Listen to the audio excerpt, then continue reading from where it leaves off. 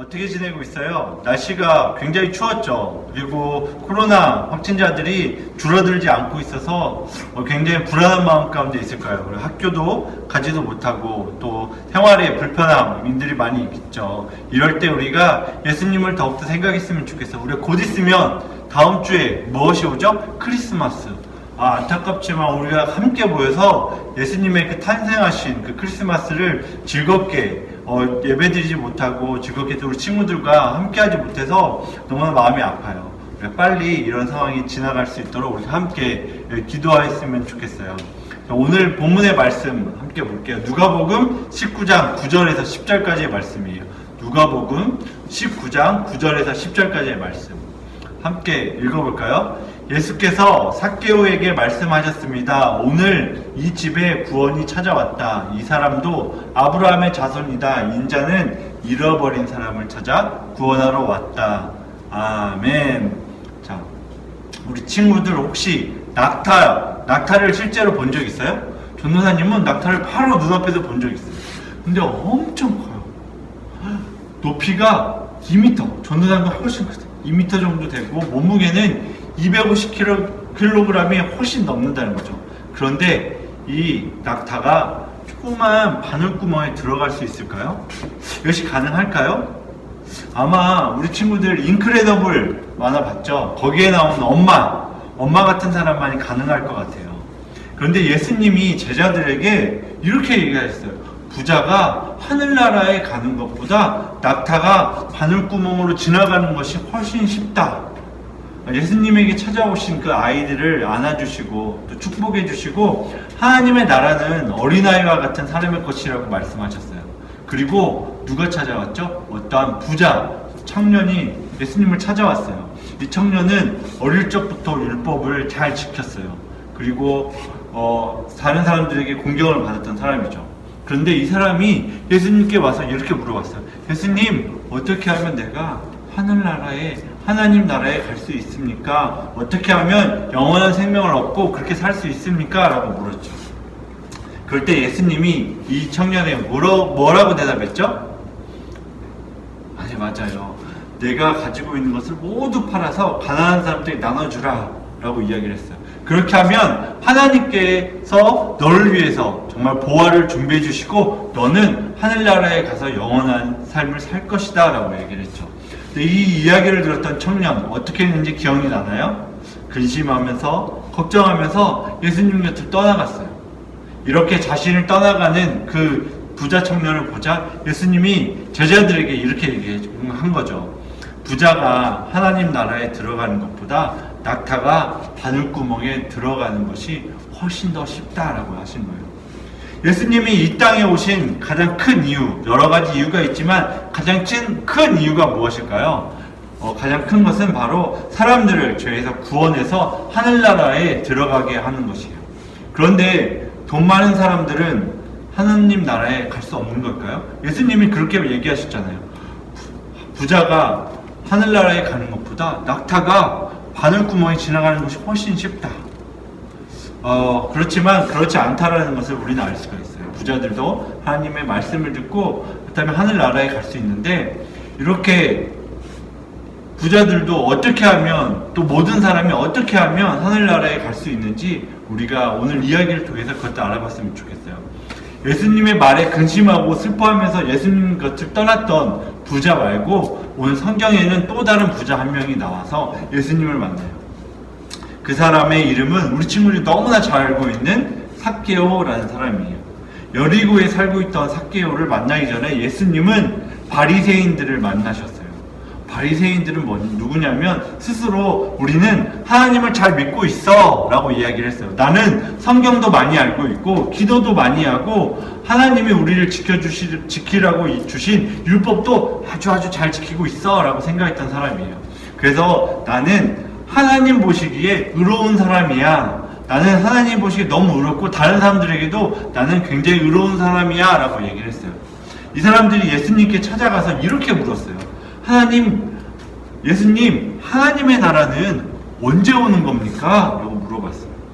예수님이 이들에게 무엇이라고 대답했을까요? 하나님의 나라는 눈으로 보이는 모습으로 오지 않는다라고 이야기를 했어요. 그리고 여기 있다, 하나님의 나라는 여기 있고 하나님의 나라는 저기 있다라고 말할 수 없는 이유는 하나님의 나라는 우리 안에 있기 때문이다라고 대답을 하셨어요. 바리새인들은 하나님의 나라가 눈에 보이는 것이라고 생각을 했어요. 그렇지만 예수님의 대답은 그들이 기대했던 것과는 전혀 달랐죠. 이 후에 예수님은 또 한 사람을 만나요. 여리고에 들어가기 전에 길에서 구걸하던 맹인 한 사람을 만나고 있죠. 어느 날 많은 사람들이 지나가는 것을 듣고 이 맹인이 무슨 일인지 사람들에게 물어봤어요. 그랬더니 그 사람들이 이렇게 예수님이 지금 지나가고 있어요. 그러자 이 말을 듣자 이 맹인이 소리를 지르기 시작했어요. 예수님! 저를 불쌍히 여겨주세요. 다윗의 자손 예수님! 저를 불쌍히 여겨주세요. 라고 이야기를 했어요.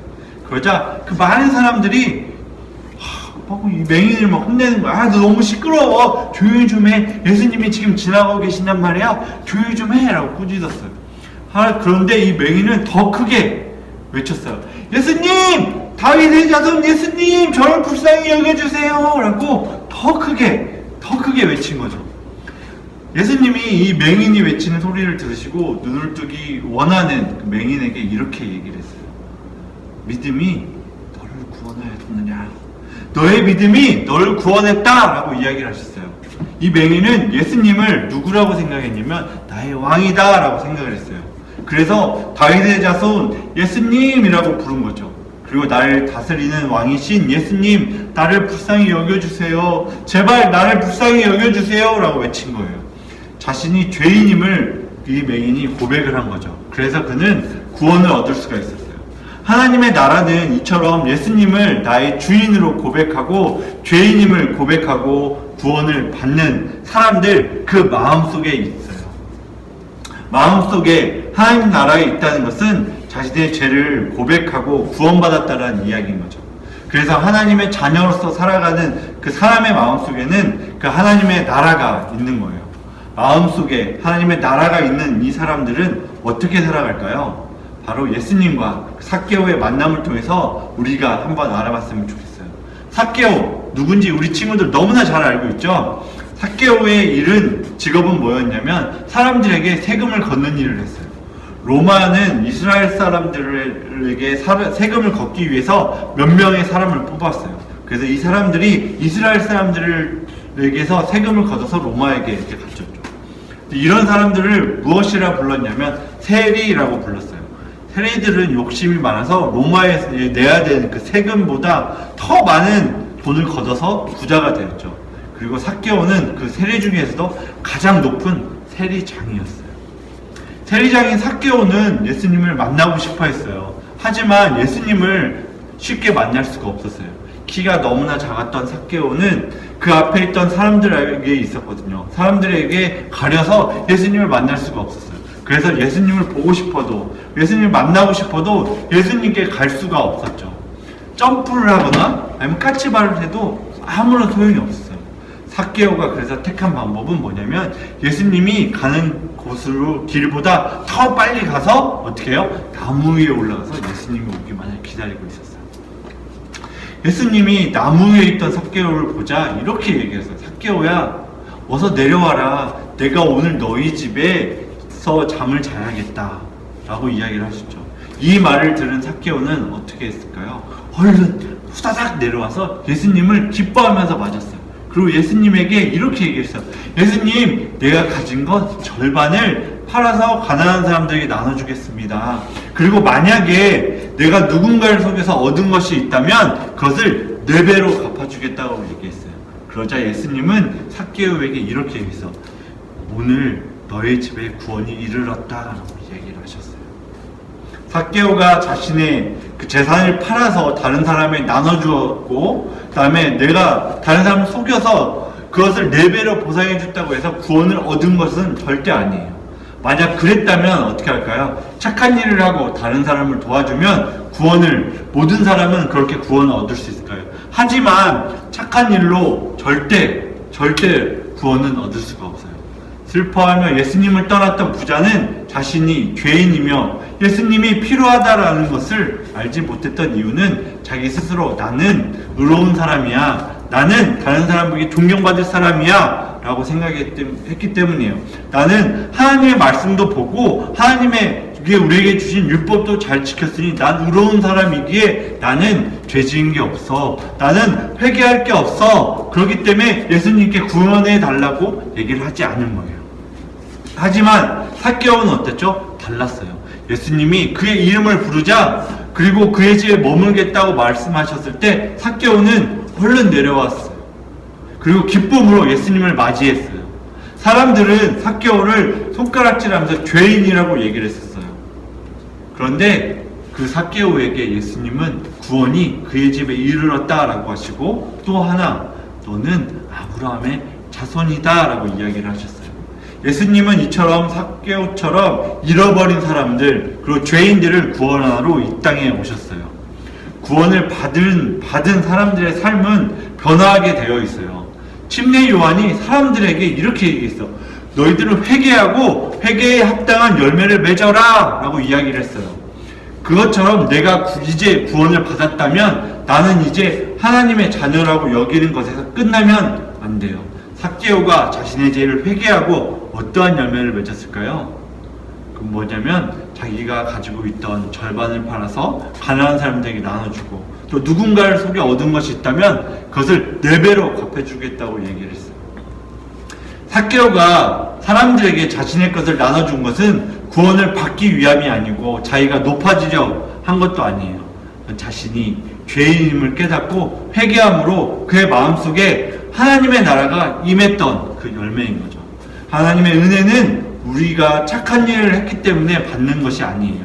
우리가 착한 일을 할 수 있게 하기 위해서 하나님이 우리에게 그 은혜를 주시는 거예요. 예수님이 잃어버린 자를 찾아서 구원하러 왔다는 것은 삭개오가 은혜를 받기 위해서 노력했다는 그것이 아니라는 것을 말해줘요. 삭개오가 하나님에게, 그 예수님에게 간 것이 아니라 예수님이 삭개오를 찾아가셨어요. 하나님의 은혜는 삭개오가 아무런 자격도 없고 심지어 그 은혜를 받을 소망조차 갖지 못할 때에 그렇게 삭개오에게 찾아왔어요.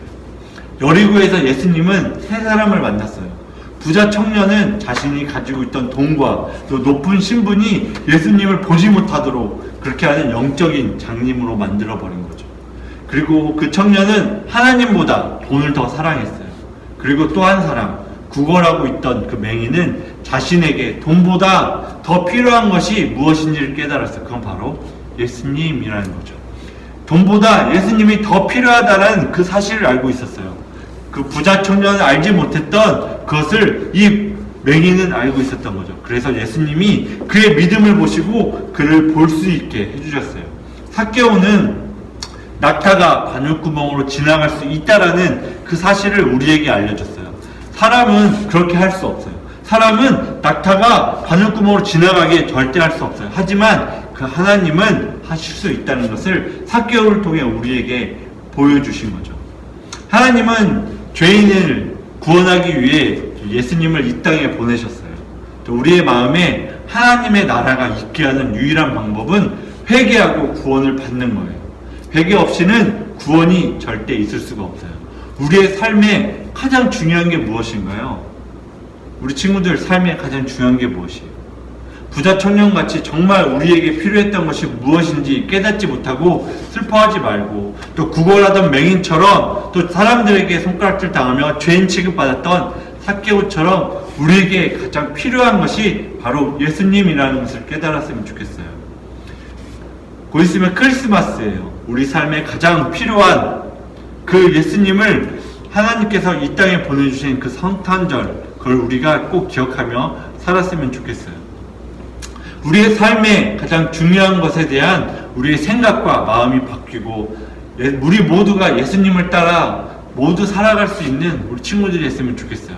그리고 우리가 예수님께 죄를 고백하고 회개하고 그에 맞는 합당한 열매, 그것이 무엇인지 고민해 봤으면 좋겠어요.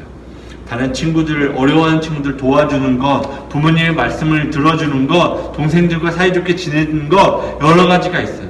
우리 친구들이 지킬 수 있는 것, 그것 하나하나 그것부터 시작하는 우리 초등부 친구들이 됐으면 좋겠어요. 무엇보다 우리의 삶에 가장 필요한 것은 다른 것이 아니라 예수님이라는 것을 기억하고 그 예수님을 따라서 살아갈 수 있는 우리 초등부 친구들이 되기를 소망해요. 함께 기도할게요. 사랑의 하나님, 우리에게 예수님을 보내주시고 또 우리를 그 예수님을 통해 하나님 나라를 또 보게 하여 주심을 감사합니다. 우리가 할 수 있는 것 너무나 없습니다. 그래서 우리가 예수님을 의지합니다. 우리가 날마다 그 예수님을 의지하며 살아갈 수 있도록 주님 도와주시옵소서. 우리가 우리의 죄를 고백하고 회개함으로 하나님의 나라가 우리 마음 가운데 임하는 그런 것들을 보게 하여 주시고 또 우리가 그 회개에 알맞은 열매를 맺으며 살아갈 수 있는 우리 초등부 친구들이 되게 해주세요. 일주일 동안 삶을 보며 예수님께서 우리에게 허락하신 그 삶을 살아가며 하나님께서 우리에게 원하시는 것들을 해 나갈 수 있는 우리 귀한 초등부 친구들이 될 수 있도록 주님 도와주세요. 이 모든 말씀 사임하신 예수 그리스도의 이름으로 기도하였습니다. 아멘. 우리 친구들 언제 다시 만날지 모르지만 그때까지 건강하게 또 코로나로부터 안전하게 잘 지내기를 전도사님 기도할게요. 우리 친구들 안녕.